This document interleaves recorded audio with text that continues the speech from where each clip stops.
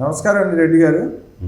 జగన్మోహన్ రెడ్డి గారు నిన్న మాట్లాడుతూ ప్రెస్ మీట్ లో అంటే వాళ్ళ నాయకుల సమావేశంలో అధికారంలో ఉన్నప్పుడు 99% హామీలను చేశామని జగన్ చెప్పడంపై మీ అభిప్రాయం ఏంటి?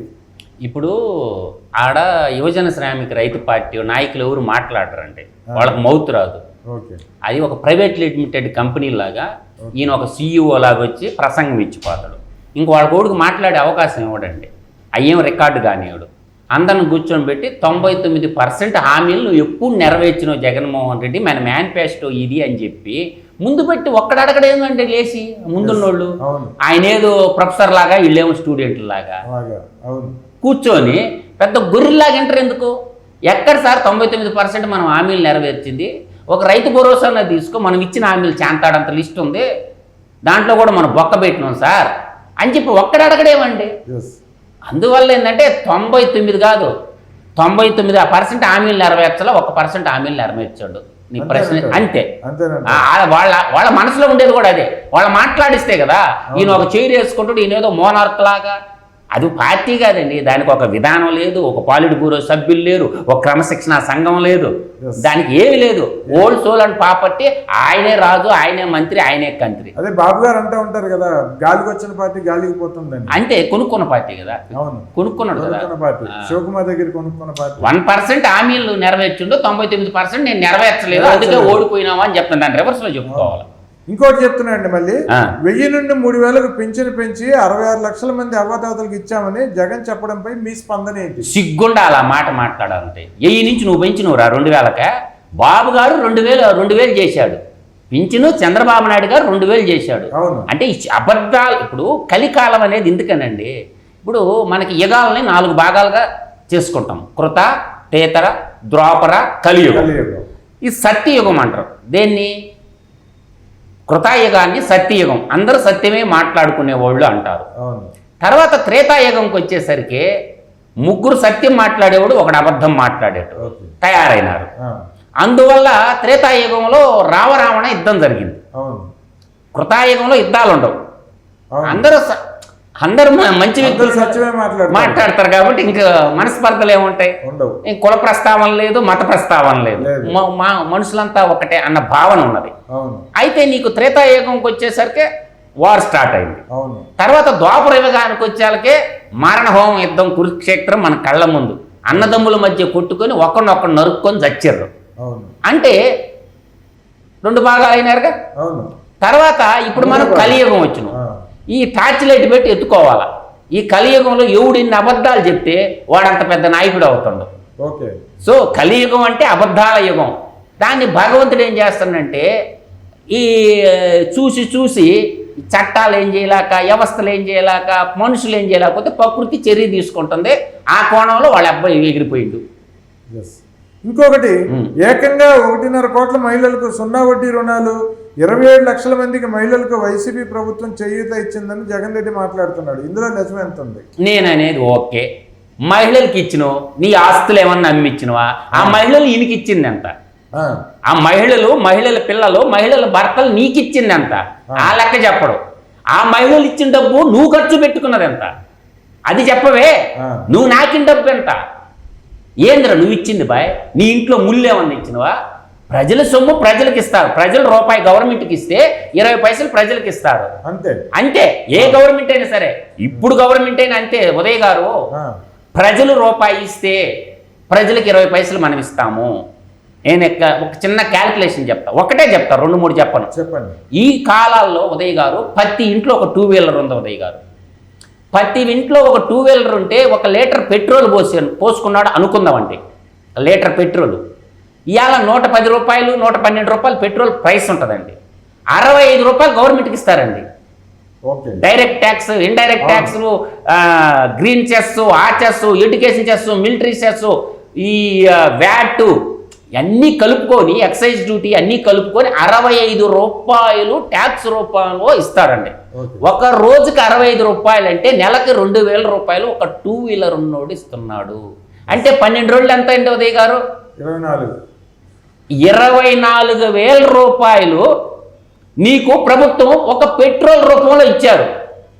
ఇంకా ఇంకా ఎలక్ట్రిసిటీ బిల్లులో ఉండవా, జిఎస్టీ ఉండదా, సెల్ ఫోన్లో జిఎస్టీ ఉండదా, వస్తువులు కొనరా వాటి మీద జిఎస్టీ లేదా, టోల్ ట్యాక్స్లు కట్టరా.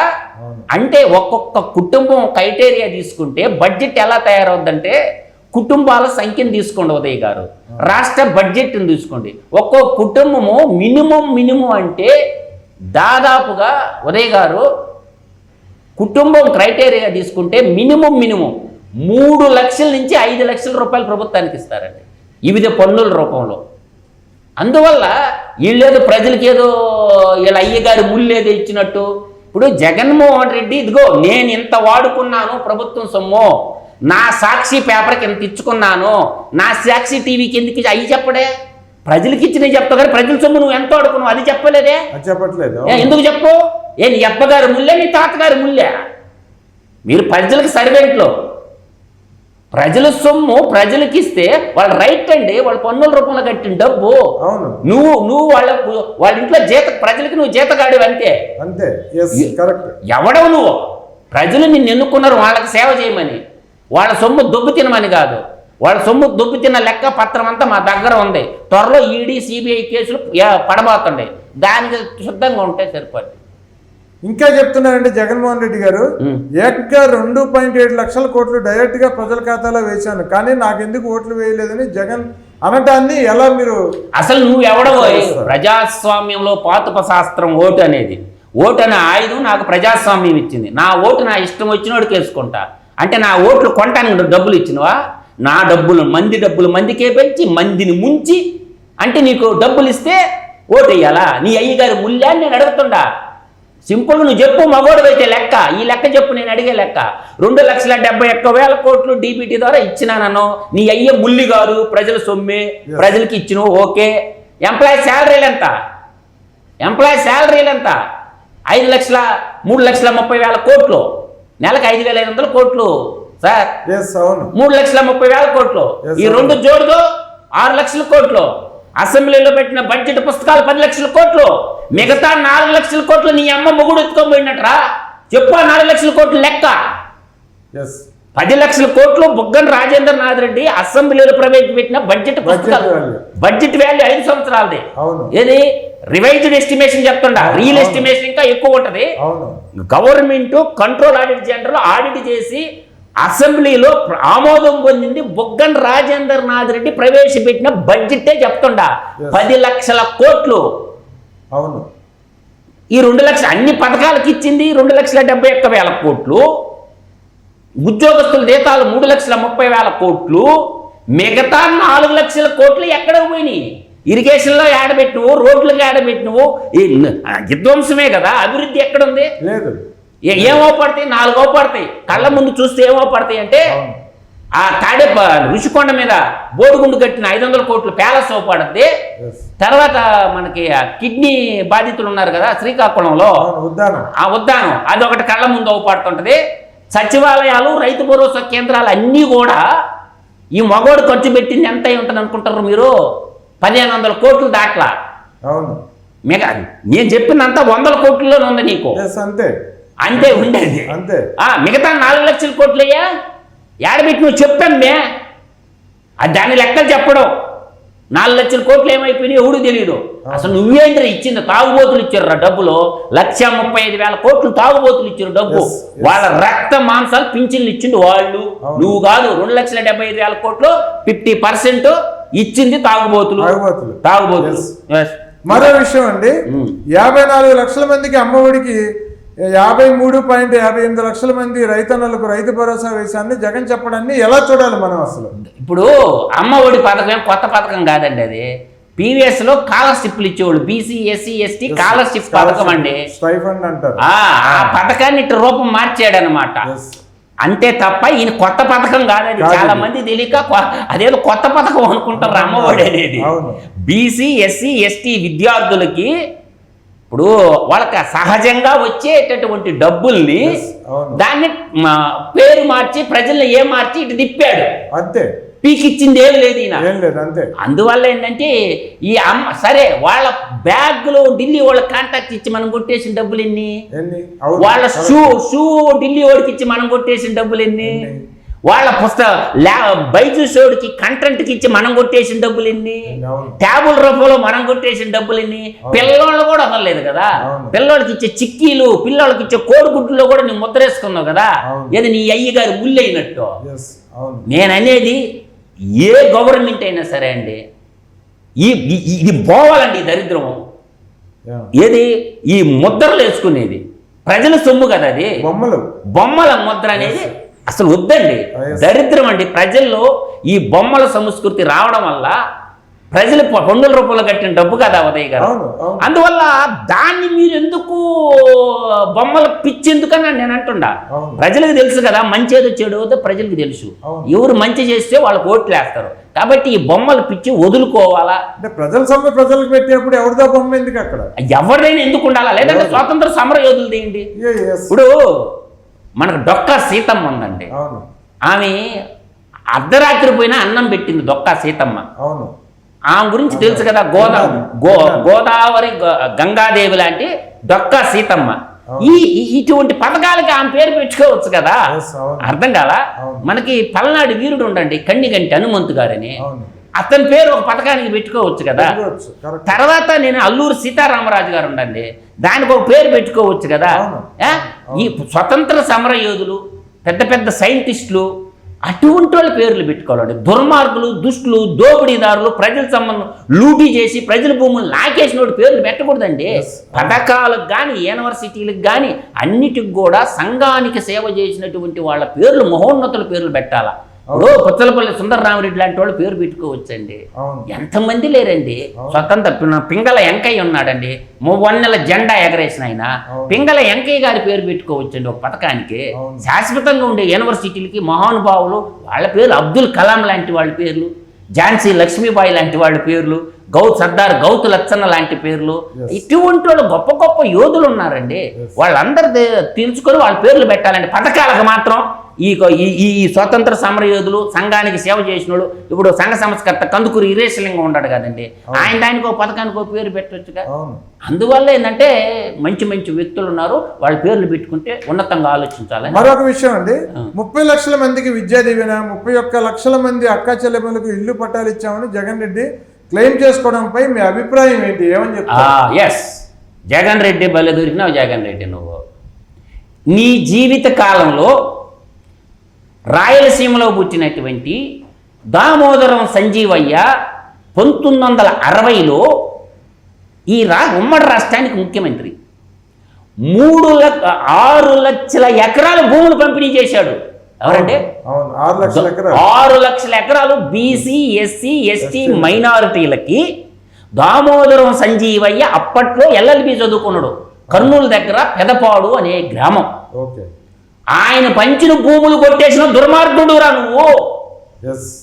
ల్యాండ్ టైటిల్ యాక్ట్ తెచ్చి రాయలసీమలో 150,000 ఎకరాలు, 1,00,000 ఎకరాలు కోస్టల్ రీజన్లో దోపిడీ చేసిన దుర్మార్గుడివి. అందువల్ల ఆలోచన చేసుకోవాలా. నువ్వు చేసిన విశ్వేశ్వర రెడ్డికి ఇచ్చిన భూములు కానీ, ఇండోసోల్ పవర్ ప్రాజెక్టుకి ఇచ్చిన భూములు కానీ, లేపాక్షి సెజ్ 8,844 ఎకరాలు కానీ, నిమ్మగడ్డ ప్రసాద్కి ఇచ్చిన 28,000 ఎకరాలు భూములు కానీ, ఈ విధంగా చెప్పుకుంటూ పోతే వాళ్ళ అబ్బా హయాము ఈయన హయాం కలిసి 4 లక్షల ఎకరాలు, 4 లక్షల ఎకరాలు కంపెనీలు లేవు, పాడు లేవు, పేద ప్రజల కాడ భూములు లాగేశారు. ఒక ఉద్యోగం లేదు. 4 లక్షల ఎకరాలు కావాలంటే ఇంకొకటి చెప్తాను ముచ్చట. జగన్మోహన్ రెడ్డిను వాళ్ళ నాయన హయాంలో అంటే కడపలో ఒక జార్జ్ రెడ్డి అని, థామస్ జార్జ్ రెడ్డి అని ఒక స్కూల్ అండి, హైదరాబాద్లో ఇంటర్నేషనల్ స్కూల్ ఉంటే అక్కడ అక్కడ కలెక్టర్ వాల్యుయేషన్ ఎంత వేసాడంటే ఎకరాకి 20 లక్షలు వాల్యుయేషన్ వేసి పంపించాడండి CCLAకి. కానీ రాజశేఖర రెడ్డి ఏం చేసిండా 1,50,000 కట్టండి చాలని భూమి ఇచ్చేసాడు. అంటే వాళ్ళ దోపిడీ ఏ రేంజ్లో ఉంటుందో చూడండి. అంటే కలెక్టర్ ఏమో, జిల్లా కలెక్టర్ ఏమో పర్ ఎకరా 20 లక్షలని ప్రపోజల్ పంపిస్తే ఈయన 1,50,000 చేసి దోషిపెట్టిండు అన్నమాట. అర్థమవుతుందా? అంటే దీని యొక్క పర్యావసానాలన్నీ కూడా ఆయన ఆ రోజుల్లో ఫీజు రింబర్స్మెంట్ అని పథకం పెట్టారండి. ఆ ఫీజు రింబర్స్మెంటే కదా విద్యా దీవెన, వసతి దీవెన, ఇవన్నీ. ఇప్పుడు ఫీజు రింబర్స్మెంట్ ఒక పథకం వచ్చిందండి. రాజశేఖర రెడ్డి పీరియడ్లో 3 పథకాలండి. ఒక పథకం ఏంటంటే ఫీజు రింబర్స్మెంట్, రెండో పథకం ఏంటంటే 108 అండి, మూడోది ఏంటంటే జలయజ్ఞం, అది ధనయజ్ఞం అనుకోండి, దాని కథ ఏరే ఉంది చెప్తాను. తర్వాత ఇక్కడ నాలుగోది ఉందండి, చాలామంది అర్థం చేసుకోలేకపోతున్నారండి. ప్రజలకి ఫీజు రీయింబర్స్మెంటు, జలయజ్ఞం ప్రాజెక్టుల ముసుగు, తర్వాత 108, ఆరోగ్యశ్రీ, ఈ 4 పథకాలు మంచి అని చెప్పి అన్ని ప్రభుత్వాలు కొనసాగించినాయండి. రోసి గారు కొనసాగించాడా, కిరణ్ కుమార్ రెడ్డి కొనసాగించాడా, మళ్ళీ చంద్రబాబు నాయుడు కొనసాగించాడా, తర్వాత ఈడ కేసీఆర్ కొనసాగించాడా, రేవంత్ రెడ్డి కొనసాగిస్తుంటా. అంటే ఒక మంచి పథకం ప్రభుత్వం పెట్టినప్పుడు దాన్ని కొనసాగించడం అనేది విఘ్నులైన ముఖ్యమంత్రి లక్షణం. నీదంతా విధ్వంసం కదరా, మంచిని చేస్తే మనం స్టార్ట్ అయింది విధ్వంసంతో కదా. ఇప్పుడు అక్రమ కట్టడం అని చెప్పి ప్రజావేదికని నిట్ట నిలువును కూల్చున్నావు కదా, నువ్వు రుషికొండ మీద కట్టిన అక్రమ కట్టడం కదా. ఇప్పుడు నువ్వు చేసిన పని చంద్రబాబు నాయుడు చేసిననుకో, రుషికొండ మీద సిఆర్జెడ్ చట్టాలను గంగలో దొక్కి ఎవడికి తెలియకుండా నీ ప్యాలెస్ కట్టుకున్నావు కదా రుషికొండ మీద. రెండోదండి, అక్కడ డిమాలేషన్ చేసిన బిల్డింగ్లు కాల వ్యవధి 25 సంవత్సరాలే. 9.8 ఎకరాల్లో 9.8 ఎకరాలు అన్నమాట. సెంట్రల్ గవర్నమెంట్ని కూడా తప్పుదావ పెట్టించారు, 2 తప్పు డాక్యుమెంట్ ఇచ్చి. ఆడ కట్టుకున్నదేమో ప్యాలెస్, సామాన్యుడికి ఉపయోగపడదు, కోట కట్టుకున్నాడు. అహంకారంతో మళ్ళీ నేనే గెలుస్తున్నాను, నేనే ప్రమాణ స్వీకారం చేస్తున్నా అని చెప్పి కర్రు కలిసి వాత పెట్టింది. ఇది ప్రజాస్వామ్యం అన్న సంగతి అబ్బాయి మర్చిపోయిండు. అందువల్ల ప్రజల సొమ్ము ప్రజలకి ఇచ్చి నువ్వు ఇచ్చేది ఏంద్రా, నువ్వు జీతగాడు ప్రజలకంటే. ఏ ముఖ్యమంత్రి అని జీతగాడు, సర్వెంట్. ఇంకొకటి అండి, 22 లక్షల ఇల్లు, 4.96 లక్షల మహిళలకు ఈబీసీ నేస్తం, 3.60 లక్షల మహిళలకు కాపు నేస్తం, 3.38 లక్షల మందికి చేదోడు అందించామని చెప్తున్న జగన్ లెక్కల్లో ఎంతవరకు మనం నమ్మచ్చు, ఎంతవరకు ఇతను నిజం చెప్తున్నాడు? ఫస్ట్ లోనే చెప్పాడు 2,71,000 కోట్లు ఉండవు కదా, ఇవన్నీ దాంట్లోయే. ఓకే, కాపు నేస్తామని కానీ చేదోడు కానీ ఇవన్నీ కూడా ఆ 2 లక్షల ఈ నవరంధ్రాల పథకాలే కదా, ఇంక లేవు కదా పథకాలు, ఇంకేం లేవు కదా. నవరంధ్రాల పథకాల్లో భాగమే మీరు చెప్పిన అన్ని కూడా. ఇప్పుడు వాహన మిత్ర ఉందండి, ఇప్పుడు 10,000 రూపాయలు వాహన మిత్ర, నువ్వు ఇచ్చే సంవత్సరానికి ఎంత? 10,000. వాడు ఇచ్చేది చెప్తానేనండి. ఒక ఆటో ఓడు నాకు తెలిసినంతట్లో రోజుకి మినిమంలో మినిమం 5 లీటర్ల డీజిల్ కాలుస్తాడండి. అవునా కాదు? 10 లీటర్లు కాల్చేవాళ్ళు కూడా ఉంటారు మినిమం. హీనంగా కాల్చినా కూడా ఒక 6-7 కిలోమీటర్ల టౌన్కి పోయి వచ్చేవాడు ఖచ్చితంగా నాకు తెలిసి 5 లీటర్ల డీజిల్ కాలుస్తాడండి. అంటే పర్ డే 300 ఇస్తున్నాడు గవర్నమెంట్ కూడా. 330 రూపాయలు, ఇంకా క్లియర్గా చెప్పాలండి. అప్పుడు 10,000 రూపాయలు గవర్నమెంట్కి వాడు నెలకు పే చేస్తా, సంవత్సరానికి 1,20,000 వాడు ఇస్తుండవు. నువ్వు బీట్ కట్లకి ఇచ్చేది ఏంట్రా? నువ్వు ఇచ్చే బోసడికే 10,000, మళ్ళీ వాడికి రోడ్డు ట్యాక్స్, వాడికి ఇన్సూరెన్స్, మళ్ళీ ట్రాఫిక్ పోలీసు వాళ్ళు, మళ్ళీ గ్రీన్ ట్యాక్స్, ఇవన్నీ కడుతుండా లేదా వాడు? ఈ చలానాలు కడుతుండా లేదా? ఈ రోడ్లు బాగలేక ఇరిగిపోయినాయి కదా. ఒక ఆటో డ్రైవర్, ఒక ఆటో ఉండేవాడండి, నేను చెప్పిన లెక్క నెలకు 10,000 చొప్పున 1,20,000 కేంద్ర రాష్ట్ర ప్రభుత్వాలకు ఇస్తాడండి. ఏంద్ర భోషడీకేనంట మీరు ఇచ్చేది వాళ్ళకే, వాళ్ళే మీకు ఇస్తారో ఆలోచించుకోండి. ఇది దాని సమాధానం, వాహన మిత్ర సమాధానం. మీకు ఇంకొక మాట చెప్తానండి, మత్స్యకార భరోసా అన్నావు కదండి. మత్స్యకారులందరూ చాలా పెద్ద సామాజిక వర్గం అండి. 970 కిలోమీటర్లు తీరరేఖ పొడవు ఉంటుంది ఉదయ్ గారు.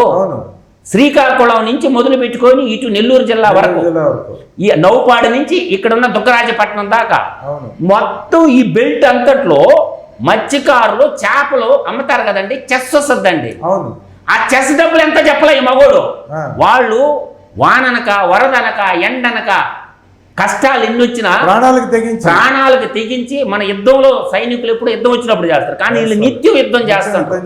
అలల మీద పోయి మత్స్య సంపదను పట్టకొచ్చి రాష్ట్రానికి ట్యాక్సుల రూపంలో వాళ్ళు కట్టిన డబ్బు ఎంత, నువ్వు ఇచ్చినది ఎంత, వాళ్ళకి దొబ్బింది ఎంత, ఇది చెప్పడు ఈ మగోడు. మత్స్యకార సామాజిక వర్గము రాష్ట్రానికి ఇంత ఇచ్చింది, నేను ఇంత ఇచ్చినానని చెప్పడు. ఎందుకు చెప్పు అంటే నువ్వంటే చదువుకోలే, అందరూ చదువుకోలేదు ఎట్టంటే ఉదయ్ గారు. అందువల్ల ఏంటంటే జగన్మోహన్ రెడ్డిని మించిన గజ దొంగ భారతదేశ రాజకీయ చరిత్రలోనే లేడు అని మాత్రం చెప్పగలం.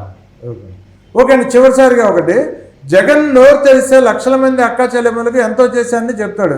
నిజంగా జగన్ అవన్నీ చేసి ఉంటే ఇంత దారుణమైన పరాజయం ఎందుకు మూట కట్టుకున్నాడు? ఇటువంటి పరిస్థితి ఎందుకు వచ్చింది? ఈరోజు అసెంబ్లీలో ఒక మూల ఒక కుర్చీ పడేసి దాంట్లో కూర్చోపోరా అని చెప్పారు ఆయన. నేను అనేది ఏంటంటే, నేను అప్పుడే చెప్తా, డిక్టేటర్షిప్, నియంతృత్వం, రౌడీయిజం ఎల్లకాలం పనిచేయదు. ప్రజాస్వామ్యం, డెమోక్రసీకి ఉన్న పవర్ అది. ఆ పవర్ ఉందన్నమాట. నేననేది ఏంటంటే, సొంత ఇంట్లో అక్కా చెల్లెళ్ళకి ఇద్దరు చెల్లెళ్ళుంటే వాళ్ళిద్దరికి న్యాయం చేయలేనటువంటి దుర్మార్గుడివి, దుష్టుడివి, రోడ్లు పట్టుకొని తిరిగి మా అన్న దుర్మార్గుడు ఓట్లు ఇద్దని చెప్పింది వాళ్ళేగా. కొంగు సాబు మీరు అడిగిర్రుగా. అంటే ఇంట్లో తోడబుట్టిన అప్పచెల్లెళ్ళకే న్యాయం చేయలేరు, మిగతా వాళ్ళకి ఎట్ట న్యాయం చేస్తాను? ఏం చేస్తావు నువ్వు? ఇప్పుడు వాళ్ళ ఆయన చెప్పేవాడు అసెంబ్లీలో, వాళ్ళ నాన్న రాజశేఖర రెడ్డి ఉన్నప్పుడు ఎప్పుడు చెప్తున్నాడు, ఒక సామెత చెప్పాడు. ఆ సామెత కొడుకు కొట్టేస్తుంది ఈరోజు. అమ్మకి అన్నం పెట్టినోడంట పిన్నమ్మకి బంగారు గాజులు చేయించిండంట. ఇప్పుడు అమ్మని ఇంట్లో నుంచి తరివేసిన దుర్మార్గుడివి, దుష్టుడివి. అమ్మకి అన్నం పెట్టినోడివి నువ్వు, అమ్మని అమ్మ అని పిలుచుకోలేనటువంటి వాడు. నువ్వు ఏడ చంపుతావో, చిన్న ఆయన్ని చంపినట్టు ఏడ చంపుతావు అని చెప్పి అమెరికాకు పారిపోయిందిరా నీ నుంచి. కన్న తల్లే, పేగు బంధం పంచిచ్చిన తల్లినే నువ్వు దూరం చేసుకున్నటువంటి దుష్టుడు కాదురా.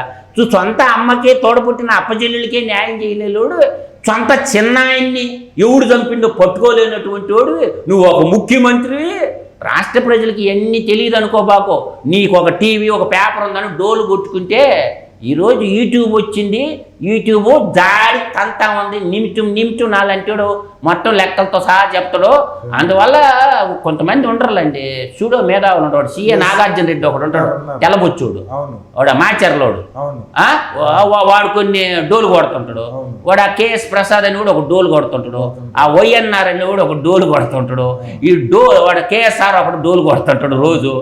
అందువల్ల తర్వాత వాడు విజయబాబు ఒకడు, ఆ తర్వాత 100 కోట్లు నొక్కేసినోడు ఉన్నాడు చూసినావా, వాడు గాండుగాడు, దేవులపల్లి అమరనే గాండుగాడు. వాడి మీద కేసు రిజిస్టర్ అయ్యి, కొమ్మినేని ఇద్దరిని కేసు రిజిస్టర్ అయ్యి ఉంది. తొందరలో ఈడ్చుకోబోతారు. ఈశ్వరగాడు మీద కూడా కేసు రిజిస్టర్ అని జడ్జి రామకృష్ణ గారు వీడియోలన్నీ పెట్టి, వాళ్ళకి ఏం పని అండి తెలంగాణ వాళ్ళకి ఆంధ్రతో? ఒరే మీకు దండం పెడతారా? గురువు గారు, ప్రొఫెసర్ గారు, మా ఆంధ్ర గురించి మాట్లాడబోకండి, నువ్వు తెలంగాణ గురించి మమ్మల్ని వదిలేయండి, నీ పాదాలకు దండం పెడతా. ప్రొఫెసర్ నాగేశ్వరరావు గారు ఆ 99 ఛానల్లో కూర్చొని, ఆ 10 టీవీ ఛానల్లో కూర్చొని మా రాష్ట్రం జోలికి రాబాకట్రా నాయన. తెలగపల్లి రవి, ప్రొఫెసర్ నాగేశ్వరరావు పెద్దలు, పూజ్యునిలు, దయచేసి మీ మేధావితనంతా తెలంగాణ మీద ప్రయోగించండి. మా రాష్ట్రం సీమాంధ్ర జోలికి రాబాకట్రా, మీకు దండం పెడతారా 2 చేతులు ఎత్తా. గురువు గారు నా మాటలు ఇంటే మాత్రం మా రాష్ట్రం వదిలేయి, ఒక 10 సంవత్సరాలు వదిలేయి, 10 సంవత్సరాల తర్వాత మాట్లాడు. ఇసం జిమ్మబాకు ఆ 99 ఛానల్లో, ఆ 10 టీవీలో, ఎన్టీవీలో ఆ కూర్చొని మా రాష్ట్రం జోలికి రాబాకండ్రా తెలగపల్లి రవి. మీ రాష్ట్రం నుంచి ఉండవల్లి అరుణ్ కుమార్ గారు ఉన్నారు. వాడిని చెప్పాను కదా, సవాల్ ఇచ్చినా కదా, ఒరే నీ అబ్బకు పుట్టుంటే డిబేట్కి రారా, మాట్లాడుకుందాం. ప్రెస్ క్లబ్లో కాదు, ఒక 2 రోజులు, వారం రోజులు పెట్టుకుందాం, పాయింట్ టు పాయింట్ మాట్లాడుకుందామని వాడికి ఇచ్చా ఛాలెంజ్. సంవత్సరం ముందు ఇచ్చా, ఇప్పుడు కూడా ఇచ్చా. నువ్వో నేను తేల్చుకుందాం రారా ఉండవల్లి, నువ్వు మగాడివైతే నీ అబ్బకు పుట్టుంటే రారా అని చెప్పా. వాడు రావడంలో సంవత్సరం నుంచి. చలసాని శ్రీనివాసరావు గారు మీ సమకాలీకుడు, ఆయన సలసాని శ్రీనివాస్కి నాకు పడతలండి. ఎందుకంటే బాబు గారిని చెడదొబ్బినోడులో వాడు ఒకడు. వాడిని ఎంత దూరం పెడితే సలసాని శ్రీనివాస్ని మేము, ఎందుకంటే ఆల్ పార్టీ మీటింగ్ పెట్టిండండి. ఆ మీటింగ్లో నేను కూడా పోయినానండి. ఈ మగోడు స్టేజ్ మీద కూర్చొని సలసాని శ్రీనివాస్ మూసుకోరా అవతల అన్న నేనే రిప్రజెంటేషన్కి పోయినా నేను. అప్పుడు బాబు గారు అందరిని పిలిచాడు. అంటే సంఘ సంస్కర్తల్ని, తర్వాత సామాజికవేత్తల్ని అందరిని పిలిచి ఒక మీటింగ్ పెడితే, ఈ దరిద్రుడు అండి సలసాని శ్రీనివాస్ అనేవాడు, వాడికి సబ్జెక్ట్ లేదు, ఏమి లేదు. బాబు గారు పాపం ప్రేమించాడు ఈ సలసాని శ్రీనివాస్ని, నమ్మాడు. వాడు నమ్మక ద్రోహి అన్నమాట. ఇటువంటి యాదవులందరూ బాబు దగ్గర చేరి రాష్ట్రానికి సున్నం పెట్టారు. చివరికి బాబు గారిని కూడా తప్పుదావ పట్టించారు. కాబట్టి చాలా భద్రంగా ఉండాలి. వీళ్ళు స్వయం ప్రకటిత మేధావులండి. ఈ మేధావులు కాదు, బిస్కెట్లు వేసి కొంత ఉరిగిడ్డేసినాం అనుకో, పచ్చిగిడ్డి, అది ఈ స్వయం ప్రకటిత మేధావులు. వీళ్ళు ఏదన్నా చెయ్యాలనుకుంటే చెయ్యండి, మంచి సూచనలు ఇవ్వండి, రికార్డెడ్గా రాయండి, ప్రభుత్వానికి ఇవ్వండి. అంతేగాని అసలు బాబు గారి మంచితనమే అతను కొంప ముంచుతుందండి. Yes. బాబు గారి అతి మంచితనమే ఆయన కొంప ముంచుతుంది. బాబు గారు కొంత కఠినంగా ఉండకపోతే ఓకే లాభం లేదండి. బాబు గారు అతి మంచితనం కూడా పనికిరాదండి. అవును పిల్లోడు అల్లరి చేస్తుంటే దండిచ్చి అన్నం పెడతామా లేదా? అవును తర్వాత పిల్లోడు స్కూలుకు పోకపోతే దండిస్తామా లేదా? అవును. అట్లాగే లాఠీ కర్ర కూడా పట్టుకోవాలండి బాబు గారు. పట్టుకోవాలి. ఇప్పుడు తప్పు చేసినోడు మనోడైనా ఎవడైనా సరే కొంచెం కొరడా రులిపిస్తుండాల. ఈయనకేమో జాలి దయ కరుణ ఎక్కువ. అవును. ఇవే బాబు గారికి నేను నిజంగా నేను చెప్తున్నానండి, ఎస్వి యూనివర్సిటీలో ఒక స్టూడెంట్ లీడర్గా ఉండి ఒక అసామాన్యమైన రైతు కుటుంబంలో పుట్టి అతను కుటుంబ పరంగా కానీ రాజకీయ పరంగా కానీ అతనికి ఆ వెంకటేశ్వర స్వామి అంత సహనం ఇచ్చినందుకు ముందు ఆ వెంకటేశ్వర స్వామికి దండం పెట్టుకుంటున్నాను. అతను కుటుంబ పరంగా విమర్శలు ఎదుర్కొన్న నీలాపనందలు చంద్రుడిలాగా బరాయిస్తుండవు, రాజకీయ పరంగా చేయని తప్పులు కూడా అతని మీద పడతా ఉన్నాయి. ఏది జరిగినా కూడా అందరు సమిష్టి నిర్ణయం తీసుకొని తద్వారా ముందుకు పోయినాడే తప్ప కొంతమంది వ్యక్తిగత స్వార్థాలతోటే అతను ఏ తప్పు చేయలేదు. కాబట్టి భగవంతుడు కూడా ఆ సర్వేశ్వరుడు కానీ తర్వాత వెంకటేశ్వర స్వామి ఎన్ని క్షుద్ర శక్తులు ఏకమైనా కూడా తనని రక్షణ కవచంలాగా కాపాడుతా ఉన్నాడు. అంతలా బాంబ్ బ్లాస్ట్ జరిగితే కూడా ఇప్పుడు ఎర్రచందనం స్మగ్లర్లు నక్సలైట్ల మీదకి దోసిరు కానీ చేసింది ఎర్రచందనం స్మగ్లర్ ఆ బాంబ్ బ్లాస్ట్. ఈ ఎర్రచందనం స్మగ్లర్ల మీద ఉక్కుపాదం మోపిండని బాబు గారిని చంపేయాలని నిర్ణయం తీసుకున్నారు. ఆ ఎర్రచందనం స్మగ్లర్లు అంతలా పైకి లేచిన కింద పడ్డా కూడా మళ్ళీ ఆయన నిలబడ్డాడంటే ఆ సర్వేశ్వరుడు యొక్క పూర్తి ఆశీస్సులు ఉండయి. తర్వాత వెంకటేశ్వర స్వామి కృపా కటాక్షాలతో ఉండయి. ఫైనల్గా నీకు మరో మంచి విషయం చెప్తాను, వైజాగ్ వాసువు కాబట్టి తెలుసుకోండి. జగన్మోహన్ రెడ్డి అహంకారానికి ఈరోజు నేను చెప్పేది తెలుసుకోండి. ఋషికొండ ఉంది కదా, ఋషికొండ కింద 150 సంవత్సరాల పురాతనమైన శివాలయం ఉంది. అవునా కాదు? విన్నాను నేను కూడా. ఇంటం కాదు, ఋషికొండ కింద 150 సంవత్సరాల పురాతనమైన శివాలయం ఉంది. దయచేసి వైజాగ్ ప్రజలందరూ నా యొక్క వీడియో ఇంటర్వ్యూ చూసినప్పుడు సందర్శించండి. దేవుడు పైన ప్యాలెస్ కట్టాడండి. ఎంత దుర్మార్గుడండి. అంటే ఒక గుడి ఉంది, ఆ గుడి మీద ప్యాలెస్ కట్టినవంటేరే అంటే దేవుణ్ణి కూడా లెక్కలేదు నీకా. ఆ సర్వేశ్వరుని నిత్యం పూజించే మనిషిగా చెప్తుండా పంచాక్షరి మంత్రం అంటారండి. పంచాక్షరి మంత్రాన్ని మించిన మంత్రం లేదంటారండి.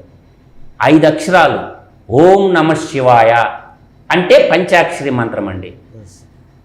మనం నిత్యం హిమాలయాల్లో ఉండే శివుడి గురించి మనం విన్నాం, మన శ్రీశైల మల్లికార్జున స్వామి గురించి మనం విన్నాం, అమరలింగేశ్వర స్వామి గురించి మనం విన్నాం, త్రయంబరకేశంలో మృత్యుంజయ శివుడిని మనం చూసాము. ఇలాగా మనకి ఈ యొక్క శక్తిపీఠాల్లో శివాలయాలు ఎక్కువ ఉంటాయండి. 18 శక్తిపీఠాల్లో కాళహస్తీరు వాయులింగేశ్వరుడు గురించి మనం విన్నాము.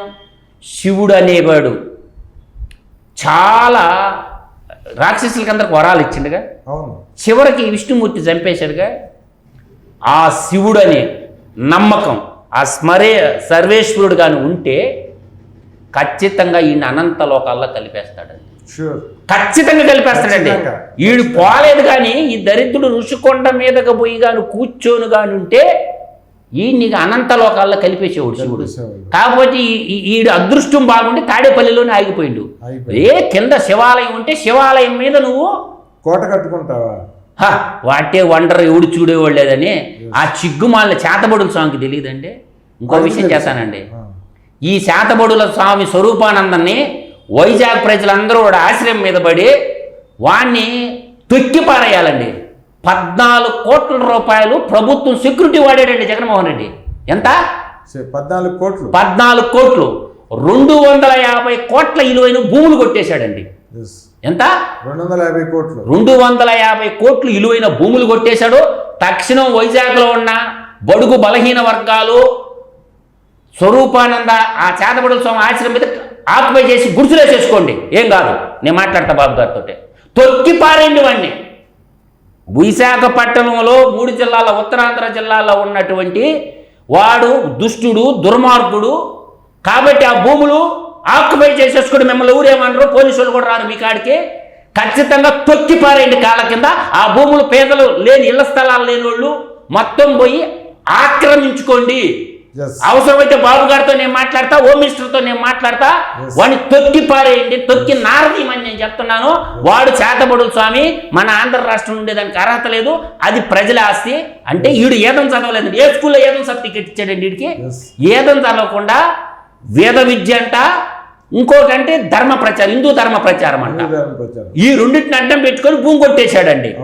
వందల కోట్లు విలువైన భూమి. పేద ప్రజలు ఇల్లు లేని వాళ్ళు 2 మంది ఉన్నారు కదా. ఇలా గోజాకులు లేరా పేద ప్రజల ఇల్లు లేని వాళ్ళ? అందరూ కూడా తొక్కేండి. వాడు దేవుడు కాదు, వాడు చేతబడుల స్వామి, సంఘ విద్రోహ శక్తి. కాబట్టి 14.5 కోట్లండి వాడు సెక్యూరిటీ కోసం జగన్మోహన్ రెడ్డి పెట్టింది. అందువల్ల వాడు అదంతా బ్లాక్ మనీ అడ్డాగా మారుస్తుండో. ఒకప్పుడు అక్కడ ఉండేది అనంతపురం జిల్లాలో, ఇప్పుడు విశాఖపట్నం మార్చింది. ఈ బ్లాక్ మనీ దోచుకున్న వాళ్ళంతా అక్కడ దాపెట్టుకుంటారు బంగారం రూపంలో, డబ్బుల రూపంలో. కాబట్టి వాడిని తరిమేయాలా, లేకపోతే వైజాగ్ పట్టిన దరిద్రం నెత్తిని పెట్టుకున్నట్టే తొక్కి పారేయమని చెప్తుండా. వాడు శాతబడుల స్వామి స్వరూపానంద కాదు, వాడు ప్రజల ఆస్తి దోచేసినోడు. కాబట్టి ఆ పొలాన్ని ఆక్రమించుకొని పోలీసు వాళ్ళు ఎవడేమంటావు. హోమ్ మినిస్టర్ అనిత గారు ఉన్నారు, చీఫ్ మినిస్టర్ కుర్చీలో చంద్రబాబు నాయుడు తొక్కి పారండి, దరిద్రం వదిలిపోద్దని చెప్పగలను. ఓకే అండి, చాలా మంచి విషయాలు డిస్కస్ చేసాం ఈరోజు మీతోటి. మరో వీడియోలో మళ్ళీ కలుసుకుందాం. ధన్యవాదాలండి.